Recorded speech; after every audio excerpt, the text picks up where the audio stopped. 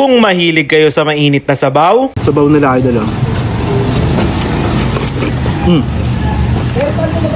Init. maasim na timpla at ulam na kayang burahin ang pagod mo sa buong araw.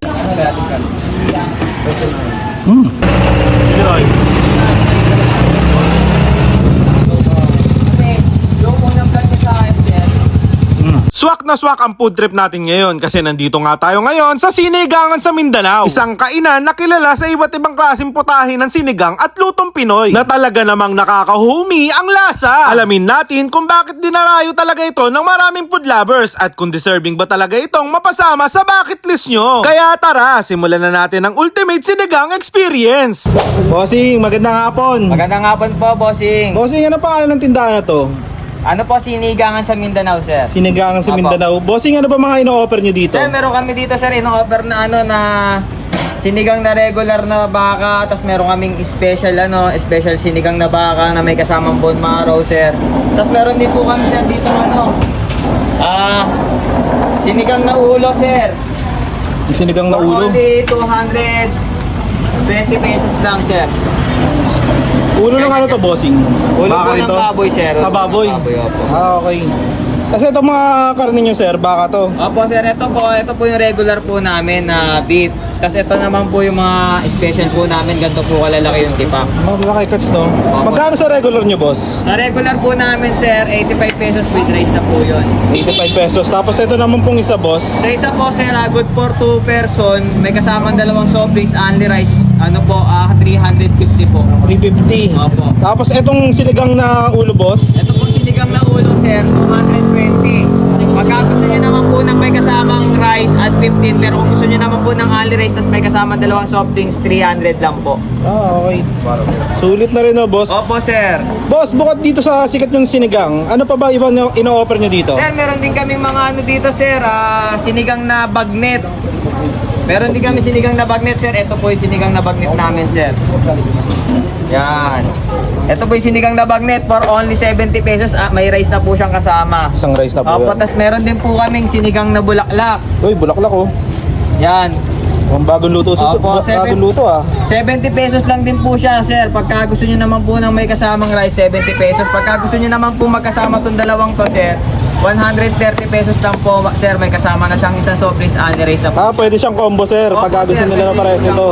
Opo. Okay, 130 lang siya. Opo, opo. Tapos, sir. Meron din ako, sir, ino-offer po ditong dinakdakan, sir. Isa po sa bestseller namin, sir. Uy. Sarap to, ah.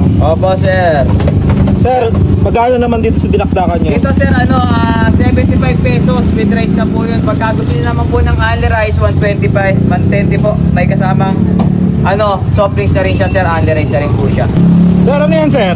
Bone marrow po, sir. Bone marrow. Opo, sir. Dito yan sa special na sinigang namin, sir. Ah, kasama na dito yun, Opo, sir. sir. Kasama po yan, May isang sir. bone marrow na rin. Bone marrow po, opo. Okay. Sir, matanong ko lang, sir. Nakakailang kilo kayo dito ng sinigang sa isang araw? Depende po, sir, eh. Minsan nakakaano po kami dito, Ito pong lahat po ba, sir? Ito, halimbawa, sir, itong ulo lang. Itong ulo, sir, nakakaano po ako dito, 40 pieces po. 40 Isang pieces araw. nito, sir. Opo. Tapos dito naman sa mga sinigang niya, sir, mga ilang kilo? Sa sinigang na beef ko po, sir, 5 kilo lang, sir, eh. Ay, 7 kilo, sir. 7 kilo. Tapos dito sa sir, sa bagnet namin, sir, kasi ito yung more on, madami rin po bumibili sa amin, gawa po ng budget meal. Nakakaano po kami dito lahat-lahat po kung susubuhin, nasa 50 kilos po. 50 kilos kasama yung bagnet, sir. Opo, opo. Okay. Sir, gano'n nakatagal tong sinigang sa Mindanao? Magto 2 years na po siya, sir. 2 years na, matagal na rin pala, Opo. sir, no?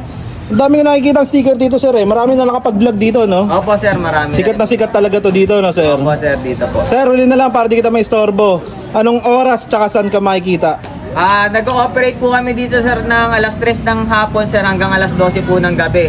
At saka matatagpuan po kami dito sa number 96 Union Civica Street, Barangay Santo Niño, Quezon City po. Yan, searchable naman to sa Waze tsaka sa Google Maps, Opo, sir. sir, opo, sir. Okay, sige, sir. Tikman ko lang to, ha.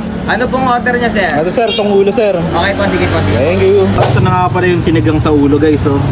Napakalaki. 300 to. Good for 3 to 5 person. Tapos, only rice. Tsaka may dalawang soft drinks. Yan, oh.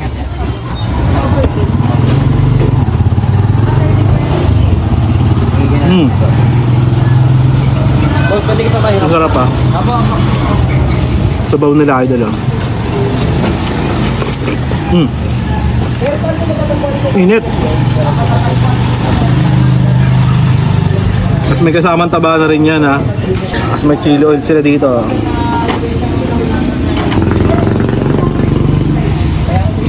Napakalaki nito. Ito yung kalahati niya. Take out niya. Napakalambot din ha. Oh. Hindi nyo na kailangan maghirap. Madali siyang tanggalin guys.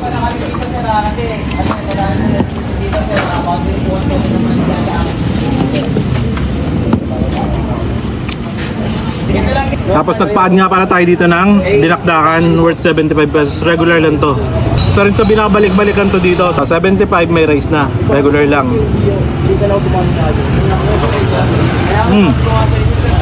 Pag gusto mo ng only 120, Tama. 120 only. only rice, may soft drinks.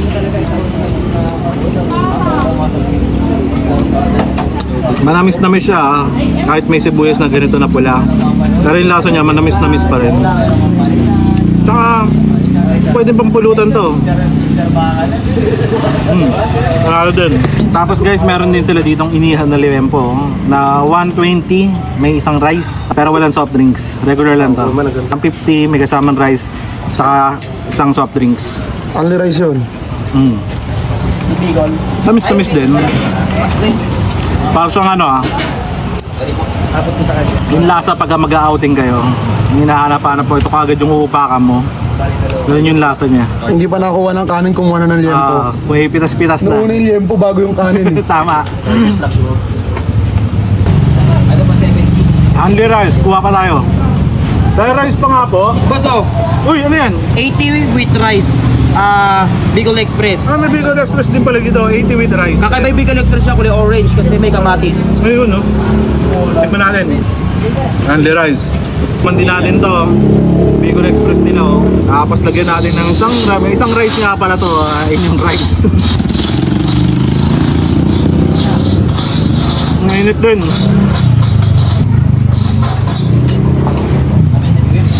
Masarap din ah. Di alam sa pabalik-balik ng araw ng luto kasi para hindi manawa yung tao. Pero masarap din siya. Siguro kaya pabalik-balik. May time na hinahanap rin ng mga tao to. Soft drinks naman.